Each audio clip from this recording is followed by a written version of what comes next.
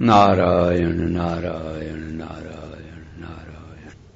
विश्वं दर्पण दृश्यमान नगरी तुल्यं निजान्तर्गतं पश्यन्नात्मनि माया बहिर्भूत भूतं यथा निद्रया यः साक्षात् कुरुते प्रबोध समये स्वात्मानमेवाद्वयम् तस्मै श्रीगुरुमूर्तये नमेदं श्रीदक्षिणामूर्तये। ध्येयं सदा परिभवग्नमभीष्टदोहम् तीर्थास्पदं शोभिरञ्चनुतं शरण्यम् भृत्यार्तिहं प्रणतपालभवाब्धिपोतम् वन्दे महापुरुषते चरणारविन्दम् वन्दे महापुरुषते चरणारविन्दम्। नमो महद्भ्यः ब्राह्मणेभ्यो नमो नमः। परम प्रेमास्पद परमात्म स्वरूप, अभी आप 11वां स्कंद, जिसको मुक्ति स्कंद भी कहते हैं, श्रीमद् भागवत का श्रवण कर रहे हैं। 9 योगेश्वरों की कथा हुई। अब अवधूत गीता है। अवधूत गीता का अर्थ ये है, अवधूत के द्वारा गाया गया है। अवधूत कौन होता है? जिसको असन बसन शयन की परवाह नहीं है। क्या कपड़े पहने हैं, क्या नहीं पहने हैं, क्या भोजन है कि नहीं है, कितना है, कैसा है, ये विचार नहीं करना है। धर्म पंथ से बिल्कुल अलग, वो अवधूत कहलाते हैं। तो आपने सुना ही था कि यदु महाराज घूमते विचरते हुए निकले तो देखा कि जंगल में एक साधु पड़ा हुआ है। तो राजा को लगा कि मैं राजा हूं, इतना मेरे पास साथी सामान सब सुविधा का है, और हमें इतनी दुख तकलीफ है, और ये देखो इस पे कुछ सामान नहीं है और मस्त पड़ा। तो यदु महाराज ने पूछा जा करके, तो उसने उत्तर दिया कि मैंने 24 शिक्षा पाने वाले से हमने शिक्षा पाई है। तो ये शिक्षा जो पाई है, सो शिक्षा उन्होंने दी नहीं है, शिक्षा हमने ले ली। सबसे पहले तो 5 तत्व जिनसे शरीर बना हुआ है, उनसे मैंने शिक्षा प्राप्त की। अगर आप लोग इस बात पर थोड़ा ध्यान दें तो बहुत उपयोगी चीज है ये। 5 तत्वों का ऋण है हमारे ऊपर। सबसे पहले पृथ्वी का है। भूतैराक्रम में माणो पी धीरा दैव वशानुगई। कहते हैं कि ये देखो, पृथ्वी का ऋण है हमारे ऊपर। पृथ्वी के 3 तत्व हैं। ये जो धरती दिख रही है, जिस पे हम बैठे हैं, ये भी पृथ्वी है। पहाड़ और वृक्ष भी उन्हीं के रूप हैं। इनसे हमको क्या मिलता है? कहां गड्ढा खोद के पानी निकाल लेते हैं, धरती की छाती तो कूटते हैं। और जैसे मच्छर, जैसे आप लोग गड्ढा खोद देते हो, कूड़ा करकट भर देते हो अथवा कुआं खोद देते हो, ऐसे मच्छर भी कुआं खोदता है शरीर में। तो उसके लिए, तुम्हारे लिए जैसे पृथ्वी जड़ है, तैसे उसके लिए देह जड़ है। वो वेदांती है, वो ठीक समझता है।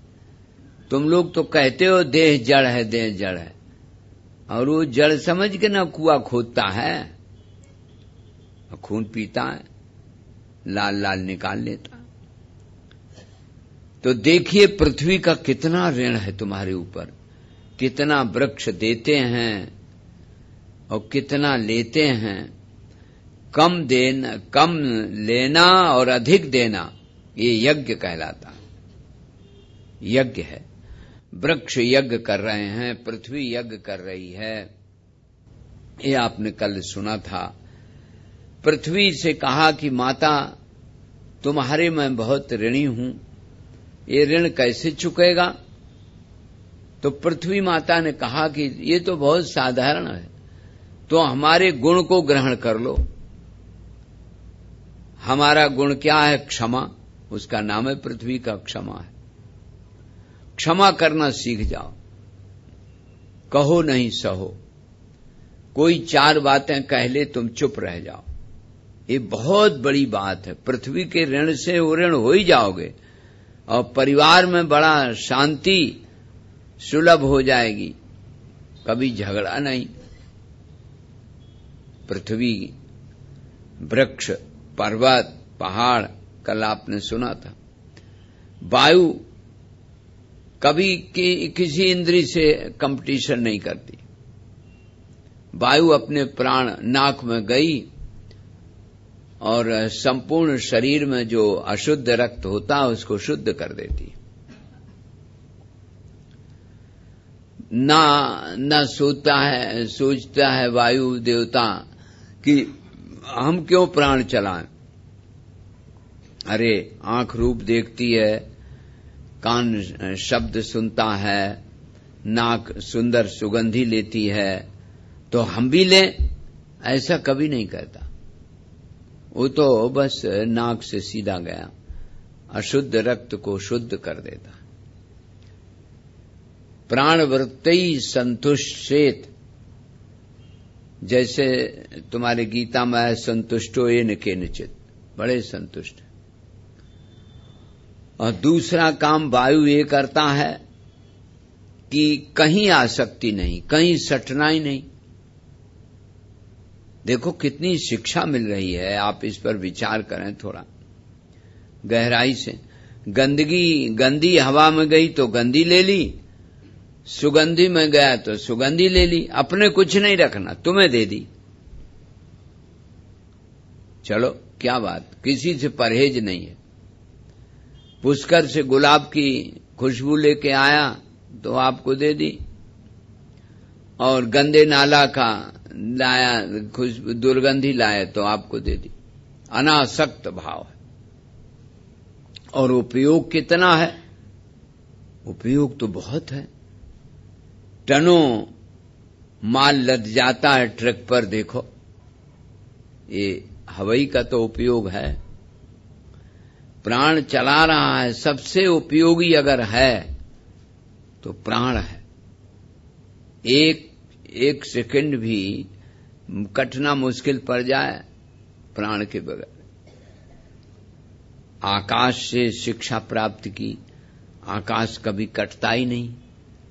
कितने बादल आवे, कितने आवे जावे, आते जाते रहते हैं, उसको कोई परवाह नहीं। ऐसे जीवन में अनुकूलता आती है, कभी प्रतिकूलता आती है, ऐसे सीखना चाहिए। ये हमने सीख लिया। तो इन 5 तत्वों का हमारे ऊपर ऋण है, जिनसे शरीर बना है।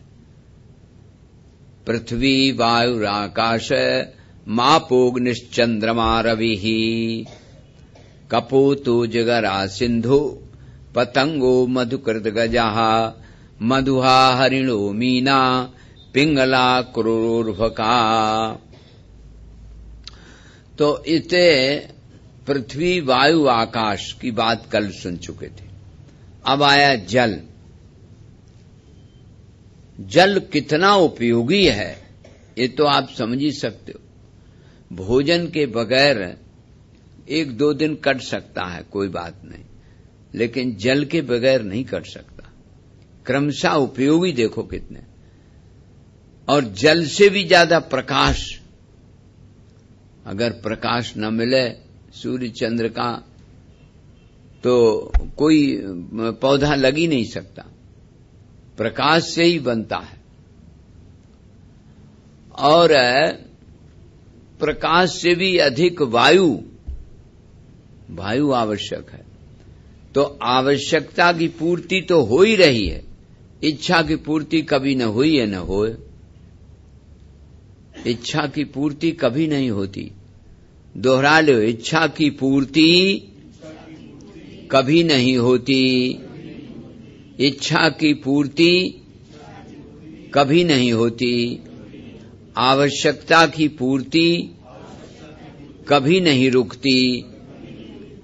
आवश्यकता की जिसकी है वो तो अपने आप होती है। इच्छा की पूर्ति कभी नहीं होगी, न हुई न होगी। अगर आपको ये बात याद आ जाए तो क्रोध समाप्त हो जाए।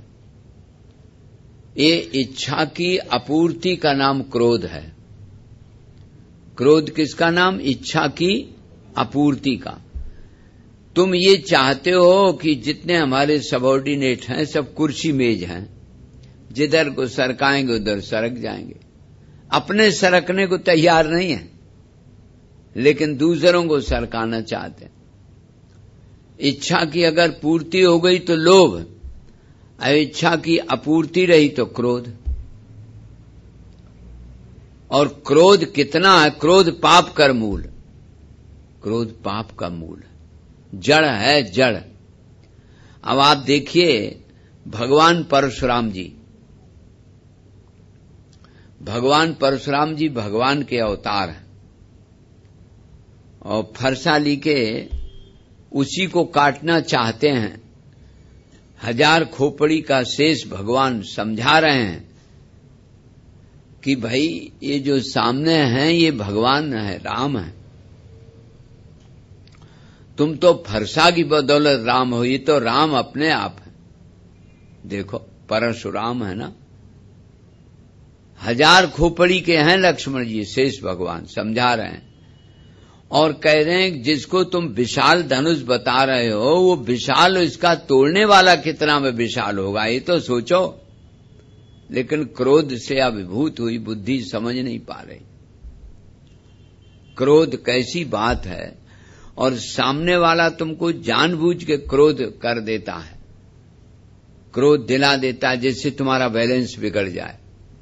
इस बात को आप लोग ध्यान नहीं देते। सामने वाला व्यक्ति ये चाहता है कि क्रोध आ जाए तो इनका बैलेंस बिगड़ जाएगा, तो हमारा काम बन जाएगा। अगर समझदारी से काम लो तो क्रोध करने की जरूरत नहीं पड़े। बैलेंस बिगाड़ो अपना, खून खौल जाए, ओंठ कांपने लगे, क्या क्या दुर्दशा हो जाती। क्रोध आवे तुरंत शीशा देखो, देखो अपना मुंह कितने कोने का बना हुआ है। और सबसे पहली दवा तो ये है कि वो जगह और व्यक्ति छोड़ दो, काम क्रोध लोभ सब समाप्त हो जाएंगे।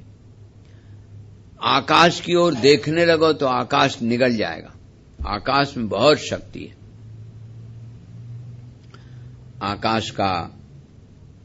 आकाश की ओर देखते रहो, देखते रहो। 5 मिनट देखोगे आप, सब उसी में समाप्त जाएगा। काम क्रोध लोभ मोह सब उसी में समाप्त हो जाए। लेकिन वो शर्त, वो देश और वो व्यक्ति छोड़ देना चाहिए। वो जगह में परमाणु होते हैं और व्यक्ति में, उसको छोड़ दो, काम क्रोध लोभ मोह सब समाप्त हो जाए, वेग जितने भी हैं। तो इनका ऋण है आपके ऊपर, ऋण। ये 5 तत्व जो बने हैं इनका ऋण है। पृथ्वी वायु आकाश मापोग्निश्चंद्रमा रवि। जल, जन्म लाती थी जलम। जल के तो बहुत बड़े ऋणी हो, उसी की बदौलत तो पैदा ही हुए। जरायुज अंडज स्वेदज उद्भिज, चारों प्रकार के जो जीव हैं ये प्रगट ही जल से होते हैं। देखो कितना चमत्कार, 2 बूंद रज और वीर मिला और मुश्किल में 2 तोला हो, और उतने से इतना बड़ा हाथी, इतना बड़ा शेर, इतना बड़ा मनुष्य निकल पड़ा। एक चमत्कार भगवान का देखो। तो ये जल है, जल, और इसमें रहने वाला जो जीवाणु है उसको बोलते हैं चैतन्य परमात्मा, नारायण। पानी में जिसका निवास है वो नारायण है। तो नारायण इसमें रह रहे हैं, इसलिए जल के हम सबसे ज्यादा ऋणी हैं। जल के लक्षण क्या है? तो बोले स्वच्छा स्निग्धा, स्वच्छ होता है, स्वच्छा प्राकृतिका स्निग्धा माधुर्य, और मधुर होता है। तीर्थ भू निर्लाम, कितना सुंदर वर्णन किया। जल कैसा है? प्रकृति से स्वयं स्वच्छ है। उसमें माटी मिल जाए, चौमास में जैसे मिल जाती है, वो बात दूसरी। फिटकरी मिला दो, मिट्टी नीचे बैठ जाएगी, स्वच्छ जल रह जाएगा। जल स्वयं स्वच्छ है, तब न दूसरों को स्वच्छ करता है। कितना मिट्टी मिली होए और कपड़ा उसमें धो लेते हो, साफ कर लेते हो, दूसरों को साफ करता है। जल कितना उपकारी है, इस पे विचार करो। स्वच्छा प्रकृतिता स्निग्धा, चिकना है। ये जो घी है, दूध है, मक्खन है, जितनी चिकनी चीजें हैं, इनमें सब में जल मिला हुआ है। अगर जल न मिला हो तो स्निग्ध नहीं हो सकता। चिकना, स्निग्धा, मधुरा और मीठा है। जल स्वाभाविक मीठा है। अब आप मिठाई खाने के ऊपर पानी पीने की आदत डाल चुके हो, इसलिए जल मीठा नहीं मालूम पड़ता है। उससे जल मीठा है, कड़ुआ नहीं है। जले मधुर शीतलो, जल के दो गुण हैं। जल में मधुरता है, शीतलता है। इसलिए क्रोधी आदमी जल कम पीता है। अगर जल खूब पिए तो क्रोध ना आवे। ये नियम बताया कि क्रोध आवे तो जल पी लो, एक गिलास तुरंत पानी पियो। पानी पियो, शीशा देखो। लेकिन स्वयं को, हमने एक माई को बताया, उन्होंने कहा हमारे देवता जी बड़े नाराज होते। तो हमने कहा तुम नाराज होती को? जब उन्हें क्रोध आता तो हमें ये आता। तो तुम ऐसा करो, शीशा देख लिया करो। और उन्होंने क्या किया कि जैसे ही गुस्सा आई तैसे शीशा लेके दौड़ पड़ी, उनको शीशा दिखाने लगी। उन्होंने उसमें हाथ मारा तो शीशा भी टूट गया और एक उनको भी चाटा झाड़ दिया। कहा कि तुम्हारा नुस्खा तो फेल हो गया। तो हमने ये कहा था कि तुम स्वयं शीशा देखो, दूसरे को दिखाने की थोड़ी जरूरत है। स्वयं कभी गुस्सा आवे तो स्वयं शीशा देखो। शीशा देखो, जल पी लो और उस स्थान से, उस व्यक्ति से, वस्तु से हट जाओ। ये उपाय हैं। भगवान का गुणगान गाने लगो। लेकिन उस समय होश कहां रहता है गुणगान गाने का?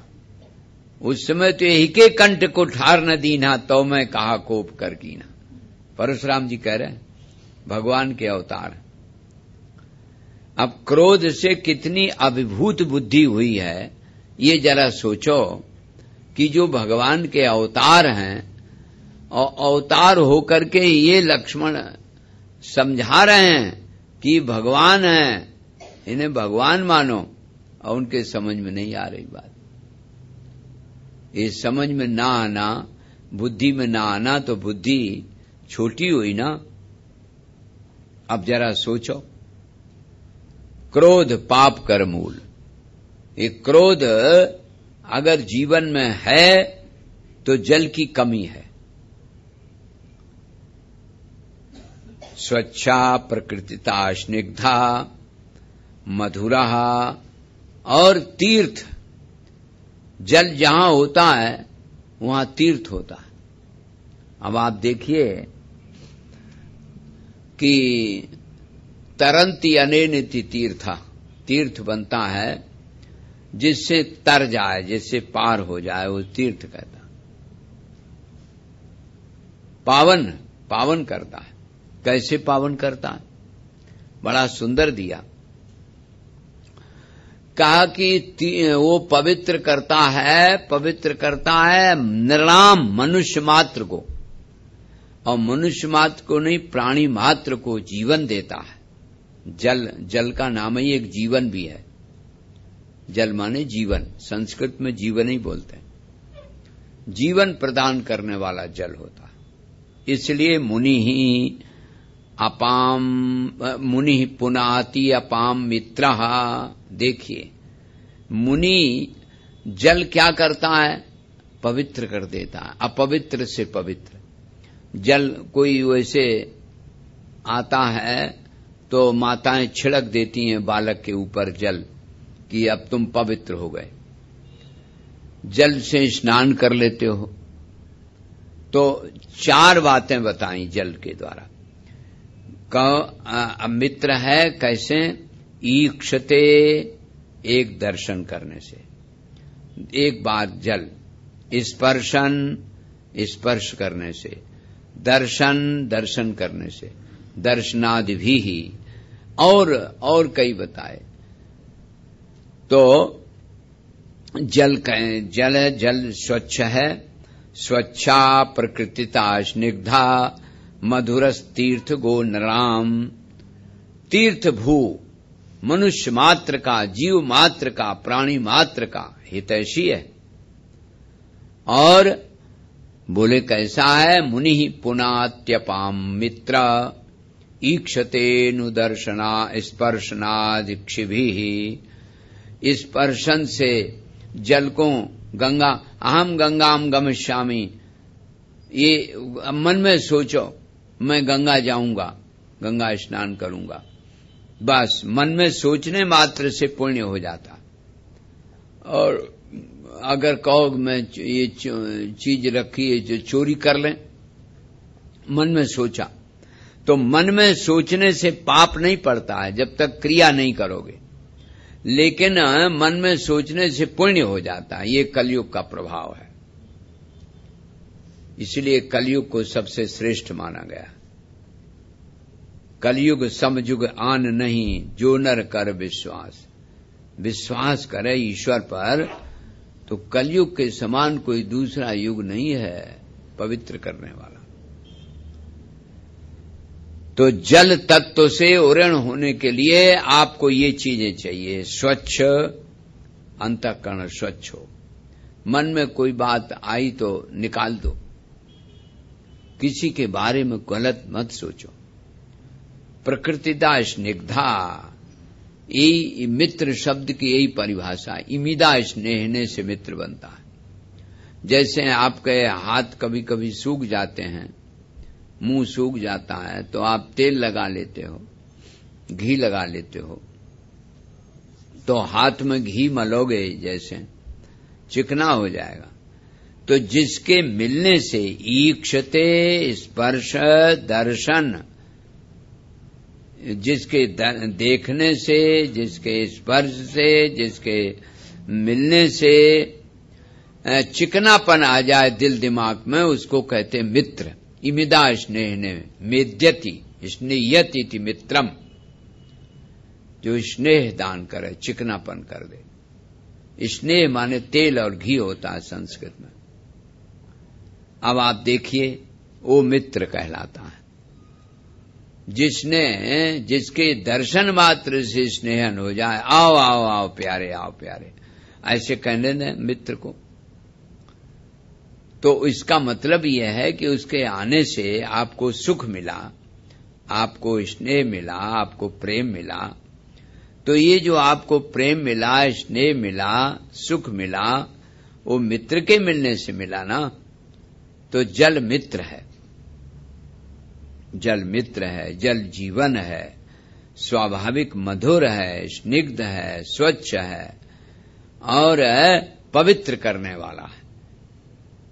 दर्शन करने से, स्पर्शन करने से, स्पर्श करने मात्र से, कई बार गंगा जी मैं किसी कारण से स्नान नहीं किया तो स्पर्श कर लिया, गंगे तो दर्शनान मुक्ति, दर्शन मात्र से मुक्ति हो जाती। इसी प्रकार से मुनि पुनाति, ऋषि मुनि मननशील जो महात्मा होता है वो भी उसके दर्शन से, नहीं कहा कि संत दर्श जिम पातक टरई, टरई का मतलब ये मिटना नहीं है।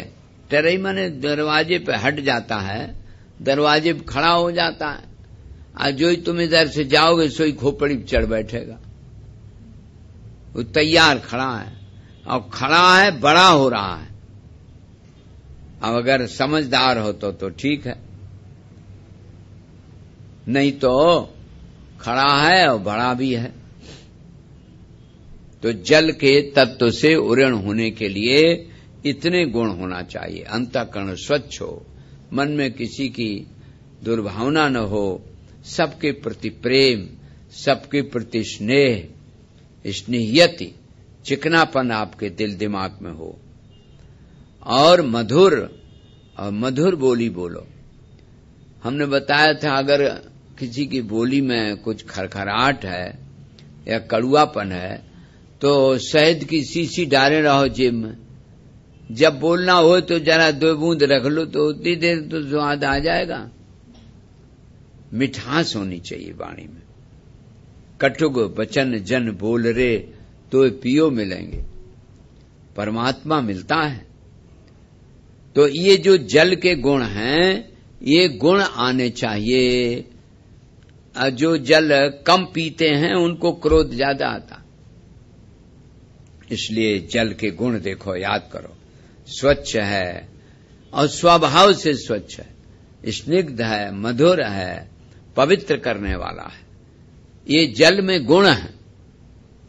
पृथ्वी वायुर आकाश मापोग निश्चंद्रमा रवि ही, और अग्नि का तेज है। सर्वभक्षोपि युक्तात्मा, क्या विचित्र बात है। चाहे कुछ डाल दो सब जल जाएगा, मल डाल दो तो भी जल जाए, और हवन की सामग्री डाल दो तो भी जल जाए। उसको तो जलाने से मतलब, उसको इससे कोई मतलब नहीं कि तुम क्या डाल रहे हो, तुम जो डालोगे सो भस्म। क्या बढ़िया दृष्टांत दिया, बोले ऐसे ही महात्मा को चाहिए। एक महात्मा थे अगस्त्य ऋषि, तंत्र के बहुत बड़े आचार्य माने गए। तो एक महात्मा राक्षस थे, आतापी बातापी। तो क्या करते थे कि ऋषि मुनि जो फल रखते थे उसी में जाके एक घुस जाता था, और जब वो फल खाए ले तो बातापी बाहर से बोले आतापी भैया निकल आओ, तो पेट फाड़ के निकल आता था, दोनों मिलके खा ले। तो अगस्त्य ऋषि से प्रार्थना की कि प्रभु ऐसी ऐसी बात है, सैकड़ों महात्मा खा डाले। उन्होंने कहा अच्छा। तो वो फल रखा गया और आतापी उस फल में चला जाता था, और अगस्त्य ऋषि ने वो फल खाया। अब बातापी बोला भैया अब निकल आओ बाहर।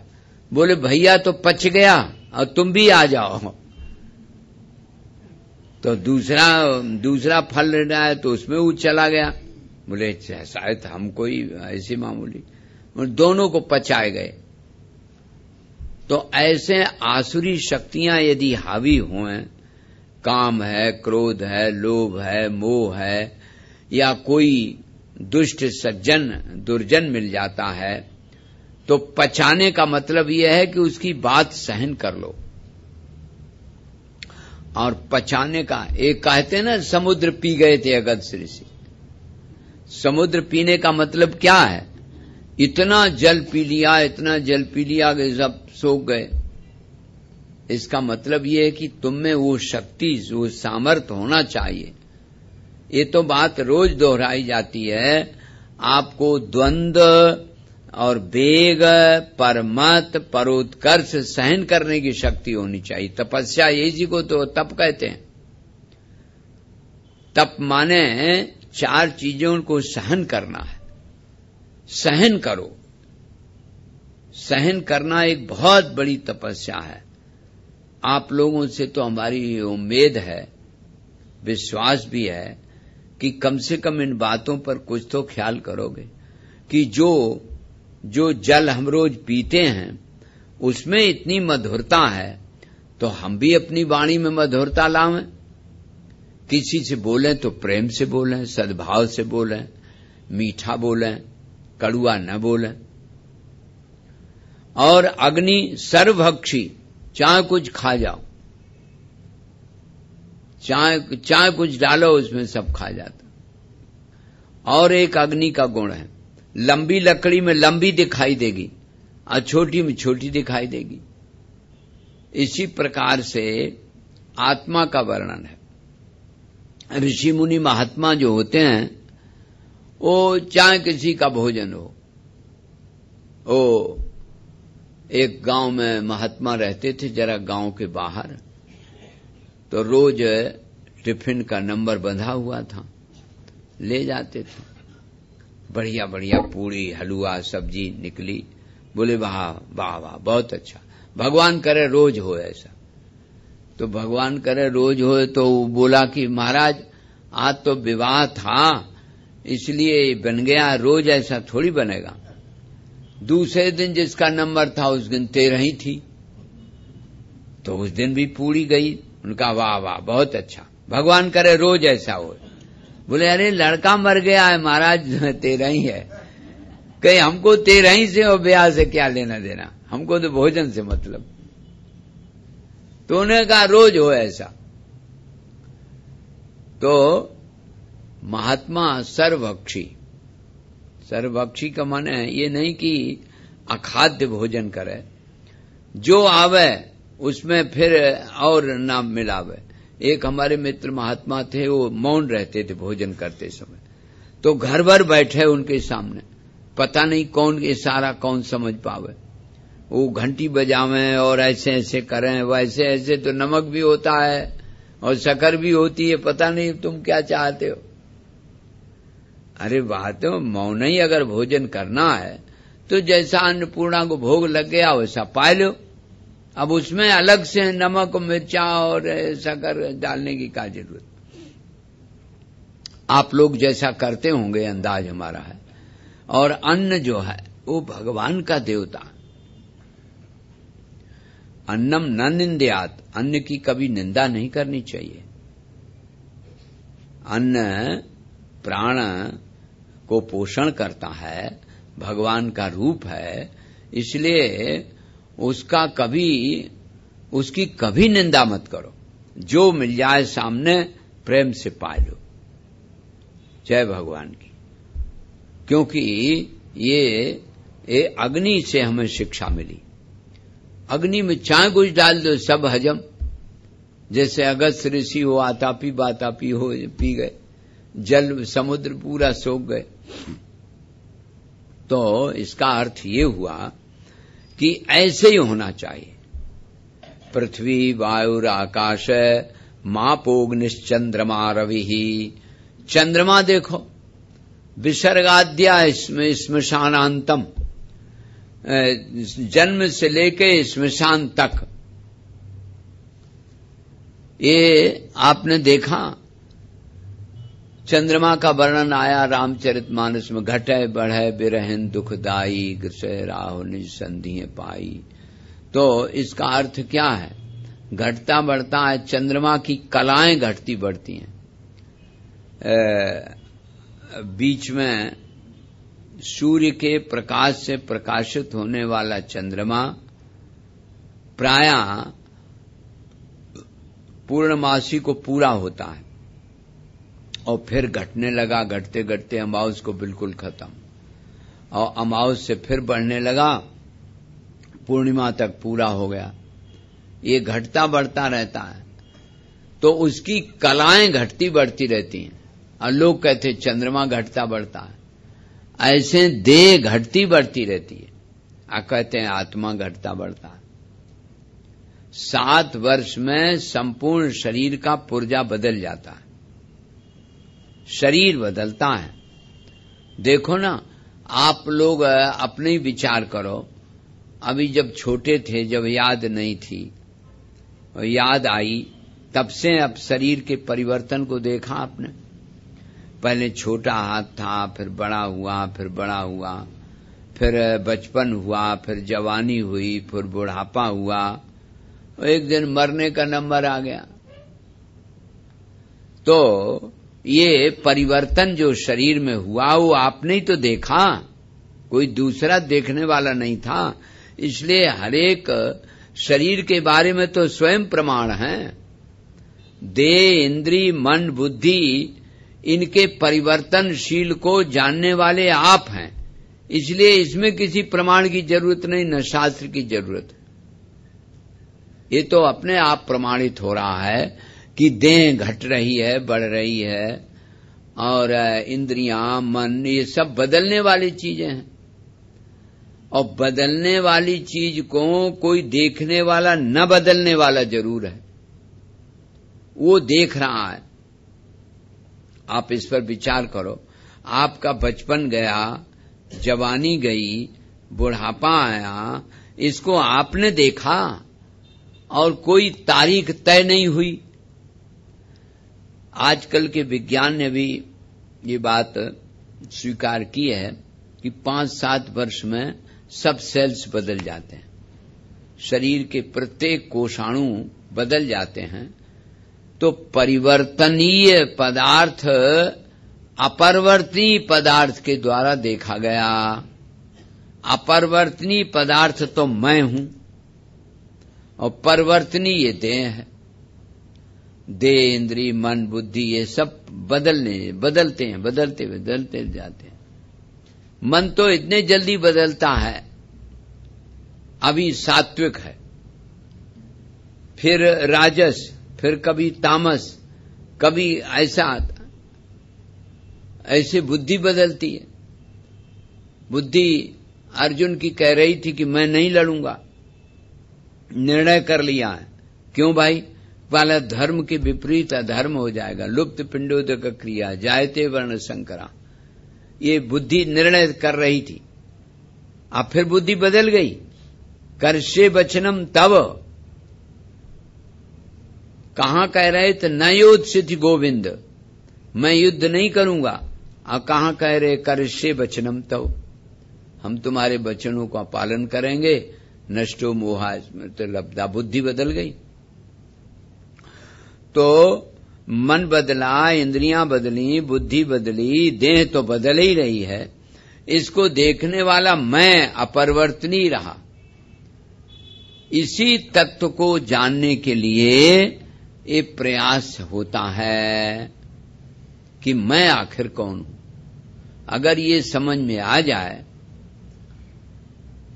जैसे चंद्रमा घटता बढ़ता रहता है, चंद्रमा की कलाएं घटती बढ़ती, ऐसे देह घटती बढ़ती रहती, इंद्रियां घटती बढ़ती रहती, मन, बुद्धि सब परिवर्तित हो रहा रहता।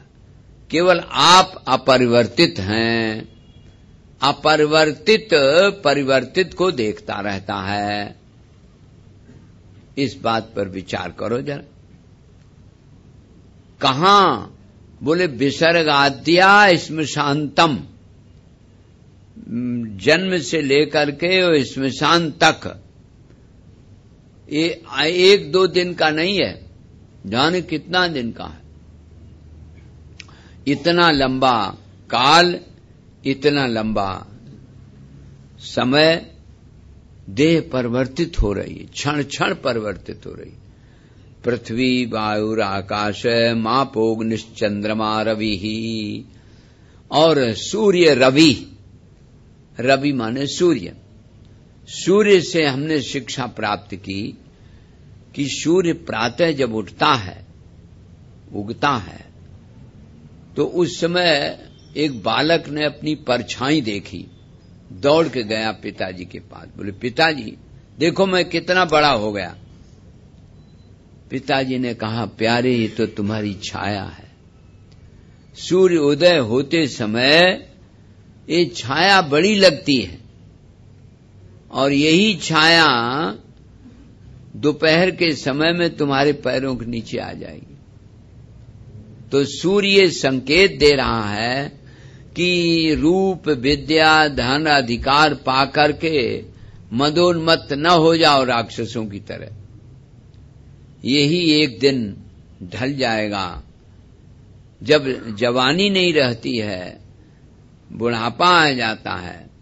इसी तरह से धन पैसा का क्या ख्याल करना।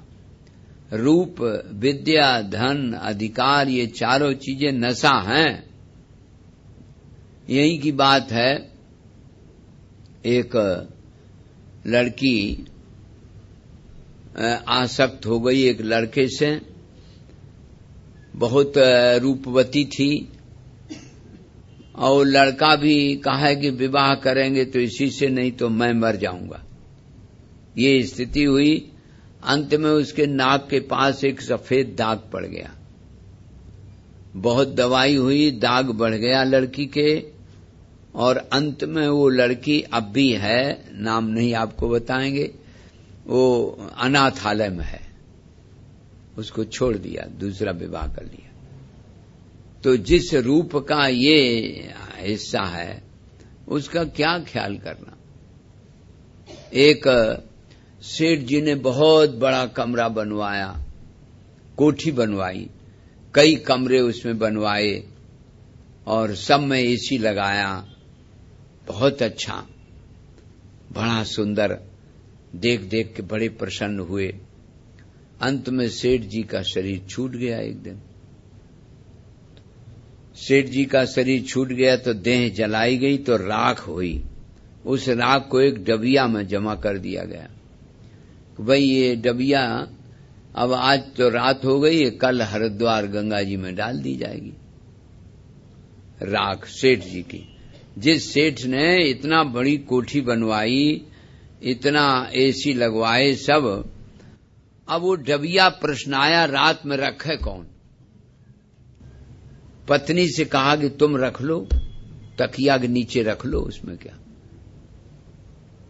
पत्नी कही, अरे हम कैसे रखें, डर जाए कहीं भूत हो जाए। हाँ, अब वो डबिया बुढ़वा से कहा कि तुम रख लो बाबा। अरे हम कैसे रख लें। पत्नी से कहा, पति से कहा, पुत्र से कहा, पुत्र वधू से कहा, किसी ने उस डबिया को नहीं रखा। आप लोग तो रख लेंगे ना। बड़ा मुश्किल। राख है सेठ जी की। जिन सेठ जी ने इतनी बड़ी कोठी बनवाई जिसमें हर एक कमरा एसी लगा, उस डबिया को रखने के लिए कोई तैयार नहीं हुआ।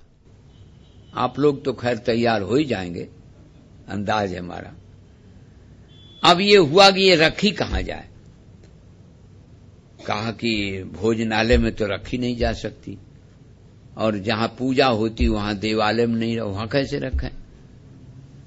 तब ये सबने सलाह की कि जहां जूता चप्पल रखे जाते हैं, बड़े घरों में एक स्थान निश्चित होता है, वहां जूता चप्पल वहीं ऊपर आ रहा है एक, उस आरे में डबिया रख दी जाए। ठीक भाई, उसमें पॉलिथीन में वो डबिया को बंद करके रख दिया। और बड़े घरों में कुत्ता तो पालतू होते ही हैं। कुत्ता ने समझा कोई खाने पीने की चीज है, उसने मुंह लगाया और नीचे डाल लिया, डबिया खुल गई। वो जूतन पे सेठ जी पड़े हैं सब, वो राख सब बगर गई जूतन पे चप्पल पे। अब सवेरे देखा तो उसको नौकर से कहा, जाओ हरिद्वार दे आओ, हरिद्वार में गंगा जी में। तो वहां है ही नहीं, तो राय काले। तो जूता चप्पल झारे गए, तब उसमें से वो राख निकली। अब वो लेके चला तो अलग अपना सामान लिया और अलग वो पॉलिथीन में वो डबिया रखे। और बस पे जब चढ़ने गया तो बस वाला कंडक्टर बोला, ये क्या है, ये बताओ पहले। हमको बता रहे भैया है गेपो नहीं, साफ साफ बताओ ये है क्या है। इसमें बड़ा मुश्किल, बस पे बेचारा मुश्किल में बैठ पाया। और उसने कंडक्टर ने कहा कि तुम ऐसा करो, इसको नीचे झट सीट के नीचे रख दो, जिससे सीट लोग बैठेंगे नहीं उस पर।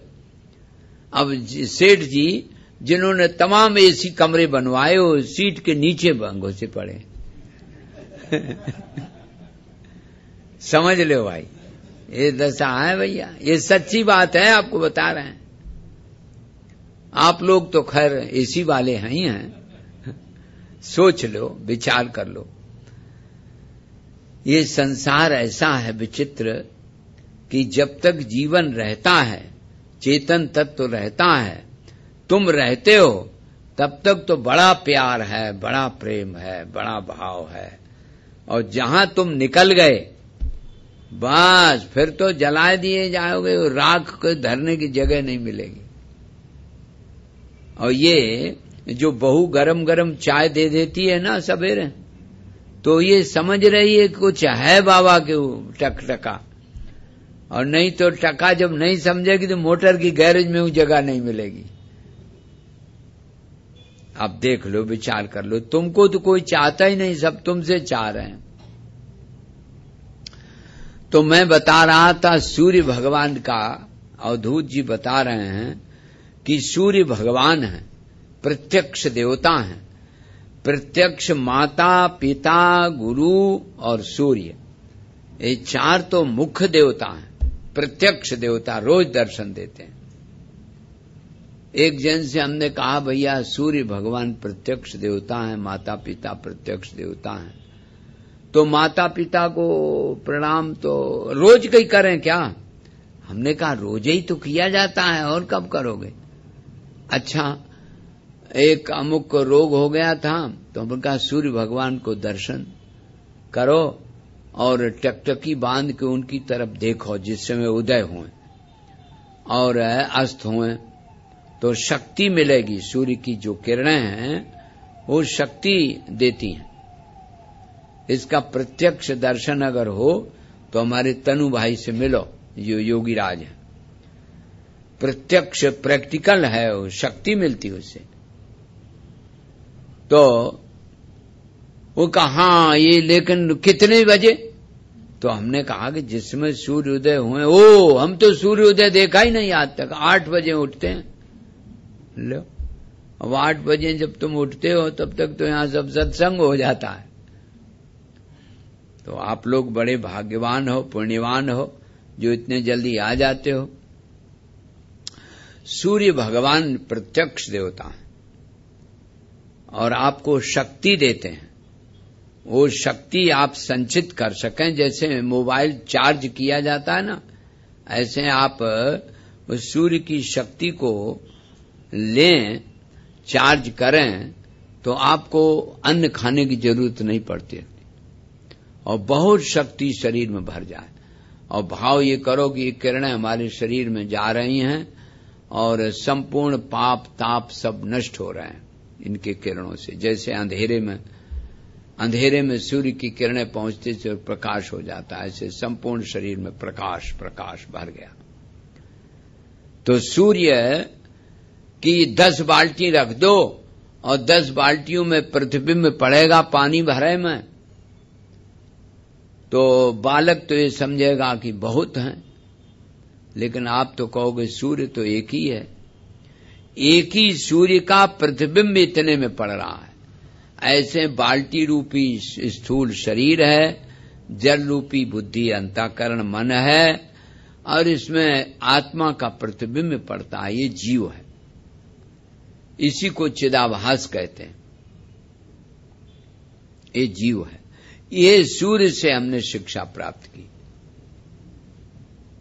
तो इससे हमें सूर्य से कई शिक्षाएं मिलती।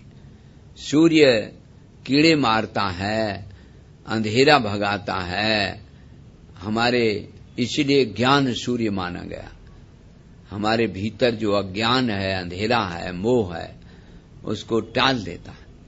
अगर सूर्य का आप दर्शन रोज करते रहो लगातार, 5 मिनट सही, 2 मिनट सही, 3 मिनट सही, धीरे धीरे बढ़ाओ, तो आपको देखेगा कितनी पवित्रता, कितनी शुचिता और कितनी शक्ति भर जाती है आपके भीतर और अज्ञान मिट जाता है।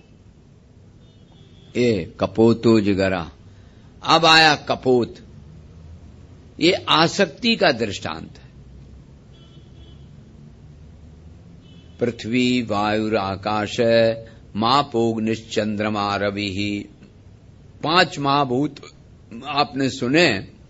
पृथ्वी से क्षमा, जल से मिठास, अग्नि से तेज, तेजस्वी है, और वायु से प्राणवृत्ति, चेष्टा, व्यवहार, और आकाश तो बहुत कुछ सिखाई देता है, चाहे अनुकूलता है चाहे प्रतिकूलता है, सब में समान। ये आकाश की बात। बीच में चंद्रमा और सूर्य आ गया। ये 5 तत्व अगर आप इनके गुण ग्रहण कर लें तो आपकी आसक्ति कम हो सकती है। एक दृष्टांत बड़ा बढ़िया दिया कपोत, कपोती के और बच्चे उसके थे। बड़ा प्यार था बच्चों के प्रति। बच्चों के प्रति होता ही है प्यार, तो बड़ा प्यार था। एक दिन एक व्याध आया और कपोत और कपोती गए थे चुगो बीनने के लिए, तो उनको ले लिया जाल में। अब जब बच्चे जाल में फंस गए तो कपोती आई पहले। उसने देखा कि अरे यार, हमारे बच्चे जो चों चों करते थे, जो हमें सुख देते थे रोज, वो तो आज जाल में फंस गए। तो कपोती अपने आप कूद पड़ी। बिना बच्चों के तो हमारा रहना ही जीवन है। हमने आपको बताया था कि हमारे बगैर इनका क्या होगा और इनके बगैर हमारा क्या होगा। ये जो 2 चीजें हंता ममता है, यही मनुष्य को दुखी करती है। तुम्हारे बगैर इनका क्या होगा, इनके बगैर तुम्हारा क्या होगा। ईश्वर करता है सबका। ईश्वर पर विश्वास न रखने वाले ही ऐसा बोलेंगे। ईश्वर पर जिनको दृढ़ विश्वास है वो क्यों बोलेंगे, उनको क्या लेना देना। अरे जो जिस परमात्मा ने अभी रक्षा की सो अब करेगा। कपोती उसमें खुद कूद पड़ी। अब आया कपोत। उसने देखा कि बच्चे और कपोती सब कूद पड़े उसी। अरे राम राम राम, बहुत पछताया, बड़ा दुखी हुआ। अरे राम राम, स्त्री के बगैर तो जीवन ही बेकार है, बच्चों के बगैर जीवन बेकार है, शून्य है। ऐसा कहके वो भी कूद पड़ा और सबको समेट के जो बहेलिया लेके चल दिया। उसको क्या, वो तो बड़ा खुश हुआ। बोले वाह वाह, ये अच्छा रहा, ये अपने अपने आप में सब कूद पड़े रहे। इसी तरह से एक काल है। काल जब बलि आता है तो ये आसक्त जन जो हैं, जो आसक्ति रखने वाले हैं, हटाओ नहीं सटाओ। ये जो परिवार तुम्हें मिला है, ये मिला है, मेरा नहीं है, ये सोचते रहना चाहिए। ईश्वर ने दिया है, ईश्वर का है। हम भी अपने कर्तव्य का पालन करें। जो हमारा कर्तव्य हो उसको हम पालन करते रहें, ये सोचना चाहिए। नहीं तो काल तो बड़ा खुश हो जाएगा, उन्होंने कहा चलो सबको ले चलना है। बोलो श्री कृष्ण भगवान की जय।